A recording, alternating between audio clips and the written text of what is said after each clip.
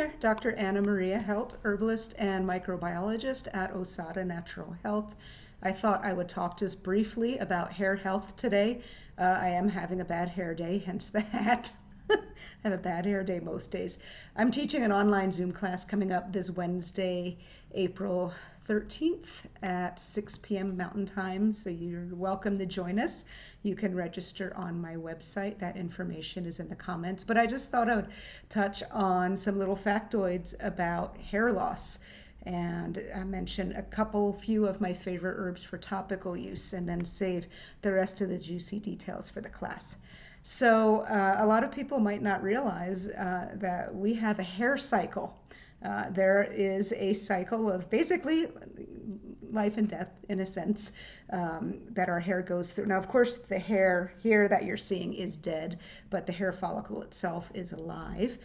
So there are multiple stages of hair growth that each individual hair goes through. I keep bouncing my desk and moving the image, sorry.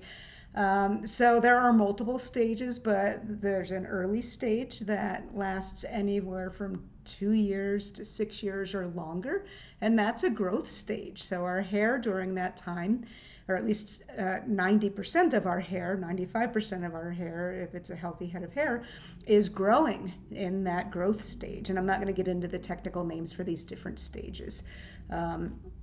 Jumping to the very last stage is when our hair is no longer growing. It's in a resting stage and just hanging out. And that could be several months long. And then it falls out. And that's about 5 to 10% of the average person's hair at any given time. And so there's this constant growth and renewal of our hair while at the same time we're losing hairs. And it's not unusual for us to lose about 100 hairs a day or 150 hairs a day. So don't freak out if you do notice some hair in the shower. You might want to get testing if you're all of a sudden noticing more hair in the shower or more hair being left in your hairbrush in a relatively short amount of time. All of a sudden things are changing, and I'll come back to that in a moment. Now, hair loss in general, where we're losing more than we're growing, is quite common. And it's not just, quote, male pattern baldness. There are many other forms of hair loss where either we're not growing new hair or we're not growing it as rapidly, quote, rapidly as normal, or more and more of our hair is actually falling out. So that balance between that initial growth stage and that resting stage is off.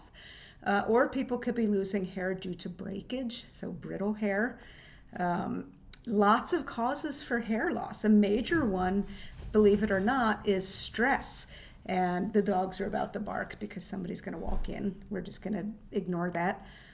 So hair loss with stress is really common. And I actually know somebody who moved to a new apartment and they had an upstairs neighbor who was a bit of a stalker, kind of a creeper. That's my partner who just peeked over in the background. Now he's famous. And so her hair started falling out in clumps, living in this really stressful environment. So stress can be a big cause of hair loss. It can be a relatively short major stress crisis, or it can be long-term chronic stress.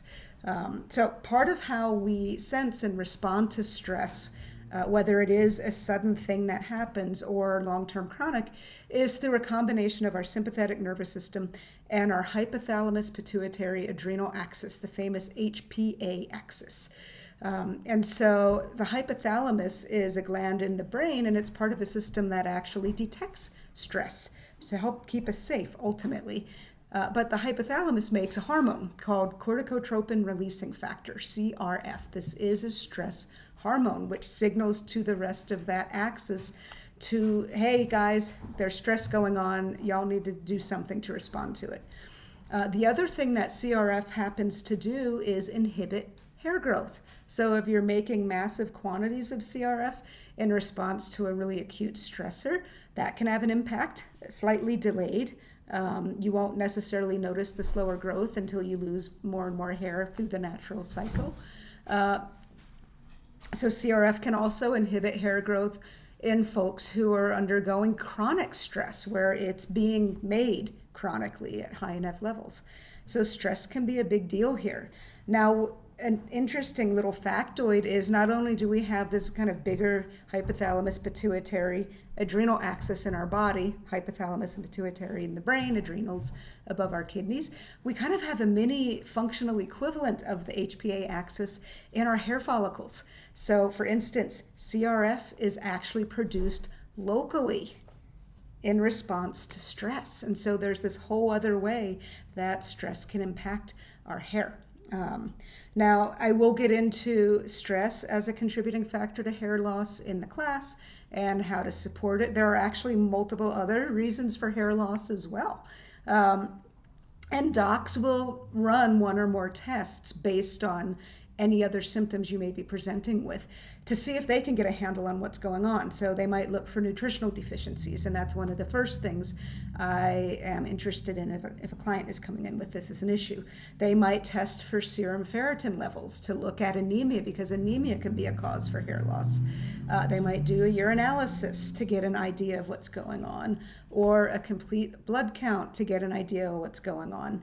Thyroid tests will be a common test that is run, because thyroid dysfunction can be a reason for loss of hair, both over and under functioning. So that means getting your TSH, or thyroid stimulating hormone, tested, as well as the different forms of thyroid hormone, free and total T4, free and total T3. So in terms of both over and under functioning thyroid, there's my dog jingling around, both can be a problem because of poor digestion, poor nutrient absorption. But low thyroid function can be a problem in addition, because if somebody has low thyroid function, the cells in their hair follicle are not going to be growing and developing and dividing as rapidly as they normally would, and so hair growth will slow down. Docs will often run sex hormone tests to see if there's something going on there, especially if there is a suspicion of androgen excess. And so I'm going to get into that in more detail in the class, but various hormones like, testosterone in its free and bound forms, dihydrotestosterone, a really aggressive form of testosterone that's commonly involved in hair loss, DHEAS, androstenedione, those sorts of things will be looked at, and other hormones as well, depending, again, on what's going on. Doctors might test for things like ANA, which is anti-nuclear antibody. It's an antibody, anti-nuclear antibody, that is produced when somebody is having an autoimmune reaction. So autoimmunity can be a reason for hair loss. So again, there's a whole slew of tests that can be done if there's just no clue as to why somebody might be losing their hair. Now, regardless of the reason, there is a lot people can do to support themselves. For some etiologies, for some causes, you can even see quite a bit of improvement with natural approaches to support hair growth. Internal and topical are both necessary, regardless of the cause. For other aspects, autoimmune loss, it can be trickier to work with. You can work with it. It's possible to see improvement, but it really depends on how long the issue's been going on. It's much harder if this sets in when somebody's a child and they're now 40 trying to work on it. It's difficult at that point, but worth a try. And so actually, before I talk about any herbs at all, there's a lot you can do, like I said.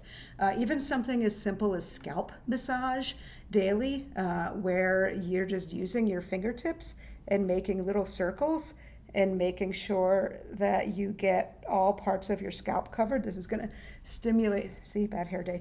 This is going to stimulate blood flow, stimulate your follicles to try to encourage hair growth. You could also use a hairbrush and brush your hair, getting the scalp with those bristles for a couple minutes, a couple times a day. That's another great way to nourish and stimulate your scalp. Now, of course, that's not going to be miraculous, and you're not going to all of a sudden go from no hair to a full head of hair from that. But when you're dealing with hair loss, it is important to take care of the health of that scalp, and that's one of the ways to do it.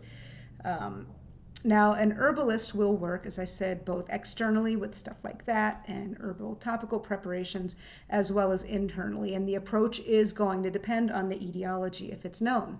thyroid, stress, nutritional deficiencies, what have you. But topically, in terms of scalp treatments, a couple of my favorite herbs are nettles, stinging nettles. Rosemary is another one. Fenugreek is another one. And there are different ways you can use these herbs. You can use them like a tea, as a wash. Depending on the herb, an infused oil would work. An infused olive oil, for instance, is an oil treatment. That's going to be more useful for aromatic herbs like rosemary, or herbs that have a lot of beneficial steroidal compounds like fenugreek.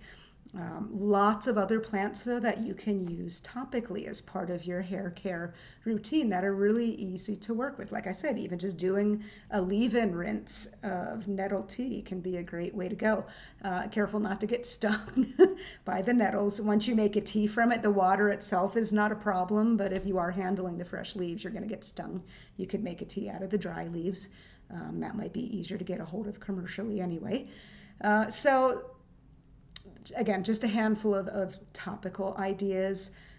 Apple cider vinegar in diluted form can be a great way to infuse those nettles as another leave-in kind of scalp conditioner to improve hair growth and hair quality, provide a little support there. Jojoba oil by itself may have some benefit based not only on traditional usage down in New Mexico, but also based on the research. So maybe you infuse some rosemary into jojoba oil. So just some ideas for topical. And again, in terms of internal support, that is going to depend on what else is going on. Do we know what the cause is? Have you had testing done? Are there other signs of what could be going on? So that will vary quite a bit. So anyway, just a little tidbit on hair loss. And if you want to geek out some more with me, like I said, online interactive Zoom class this coming Wednesday. God, I suck with dates.